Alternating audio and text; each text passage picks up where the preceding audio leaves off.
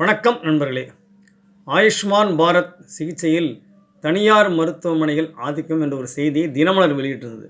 அதாவது என்னென்னா, 70 வயதிற்கு மேற்பட்டவர்களுக்கு பிரதமரின் காப்பீட்டு திட்டம் 5 லட்சம் ரூபாய் வரை அனுமதிக்கப்படுகின்றது.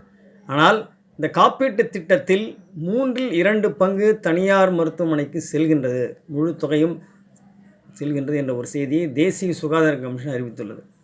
2/3 பங்கு என்ற அளவிலும் மொத்தத்தில் 52% சிகிச்சைகளில் தனியார் மருத்துவமனைகள் செல்வாக்கு செலுத்துகின்றன என்ற செய்தியை தேசிய அரசின் சுகாதார கமிஷனே அறிவித்துள்ளது.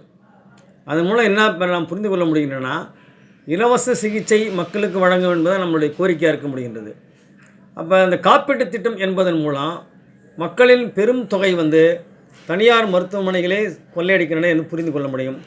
இது தொடர்பான செய்தியை அக்டோபர் மாதம் தினமலர் வெளியிட்டுள்ளது.